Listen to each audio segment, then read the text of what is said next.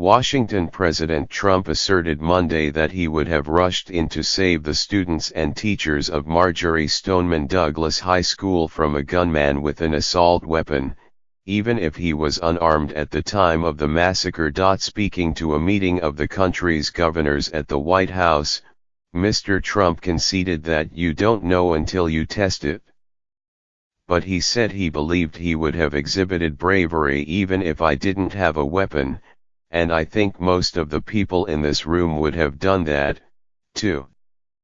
The president's remarks came during an hour-long televised conversation with the governors in the state dining room, during which Mr. Trump continued to grapple publicly with how best to respond to the mass shooting in Parkland, FLA, discussing such things as arming teachers and reopening mental institutions. As Mr. Trump skipped from one possible solution to another, he mused about the old days, when potential criminals could be locked in mental hospitals, and he vowed to ban bump stocks, an accessory that can make a semi-automatic weapon fire rapidly, more like an automatic rifle.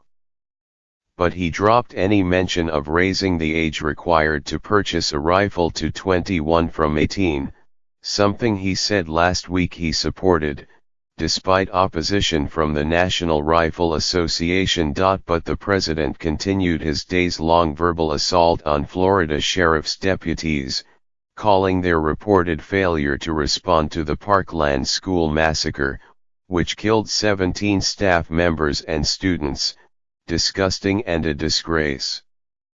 He said the deputies weren't exactly Medal of Honor winners, all right. A lawyer for Deputy Scott Peterson of the Broward County Sheriff's Office said Monday in a statement that Mr. Peterson did not run into the school when the shooting began because he thought the shots were coming from the outside.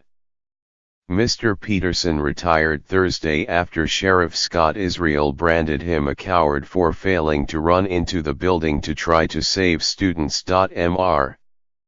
Trump echoed that sentiment, saying that the performance of Mr. Peterson and 3 other deputies whose actions have been questioned was, frankly, disgusting. Later, he added that the way they performed was really a disgrace.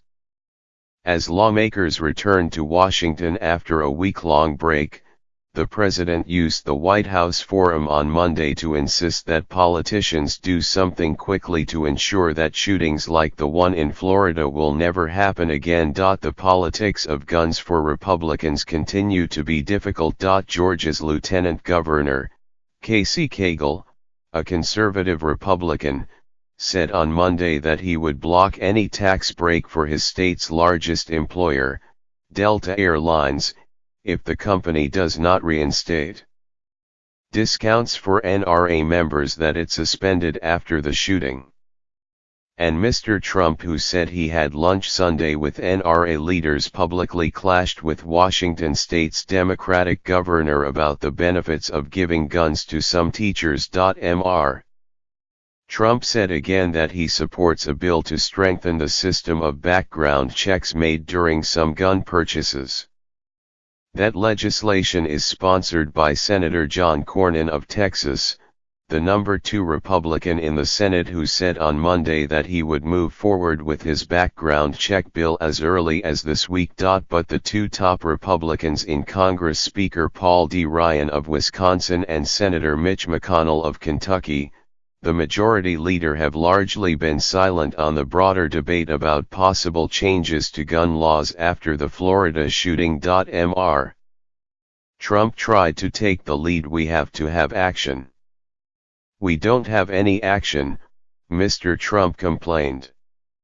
A week goes by, let's keep talking. Another week goes by, we keep talking. 2 months go by. All of the sudden, everybody is off to the next subject. Then, when it happens again, everybody is angry and, let's start talking again. We got to stop. Mr. Trump said that was his message during his lunch on Sunday with Wayne LaPierre, the head of the NRA, and Chris W. Cox, the group's top lobbyist.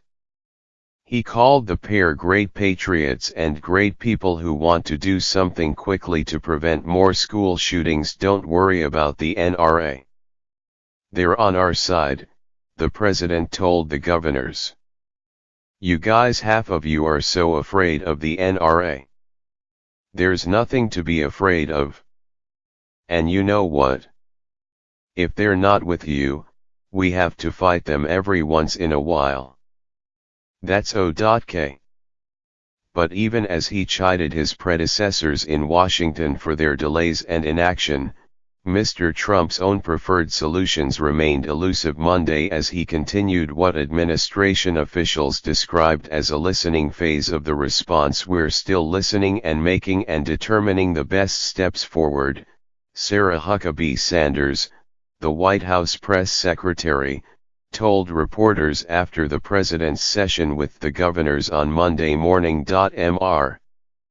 Trump lamented a period in history when he said mentally unstable people who had not yet committed a crime could be committed to a mental hospital if it were clear they were acting like a boiler ready to explode.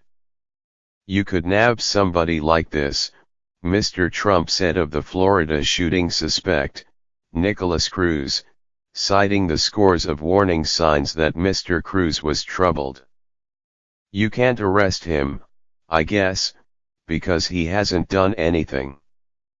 But he said too many of the governors in the room had closed the mental hospitals that might have been a solution to that problem, often because of how expensive they were. We have no halfway. We have nothing between a prison and leaving him at his house, which we can't do anymore, Mr. Trump told the governors. So I think you folks have to start thinking about that. Gov. Jay Inslee of Washington State appeared to annoy Mr. Trump during a testy exchange about the president's proposal to protect students by allowing trained teachers to carry concealed weapons in schools. It would just be a very small group of people that are very gun adept, Mr. Trump told the governor. Mr. Inslee responded that giving guns to any number of teachers, coaches or administrators in the schools would be wrong, and he urged the president to abandon the idea. I've listened to the first grade teachers that don't want to be pistol packing first grade teachers, Mr. Inslee said as the president frowned and folded his arms across his chest. I just suggest we need a little less tweeting here and a little more listening. And let's just take that off the table and move forward. Mr. Trump did not acknowledge the criticism and moved quickly to remarks from Gov. Greg Abbott of Texas, a Republican. In a separate meeting with the spouses of the governors, the First Lady, Melania Trump, gave brief remarks that also touched on the shooting at the Florida high school. She praised the students from the school who have been demanding action from politicians. I have been heartened to see children across this country using their voices to speak out and try to create change, Mrs. Trump said. They're our future and they deserve a voice.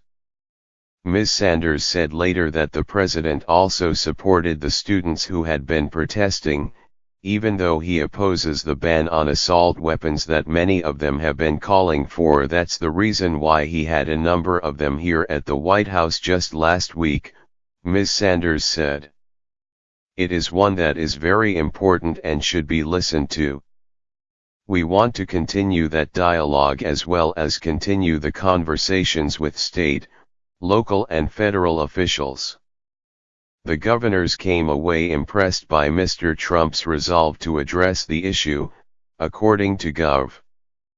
Brian Sandoval of Nevada, a Republican, and chairman of the National Governors Association. Noting that he leads the state that last year endured the deadliest mass shooting in American history, Mr. Sandoval added that the governors shared the urgency.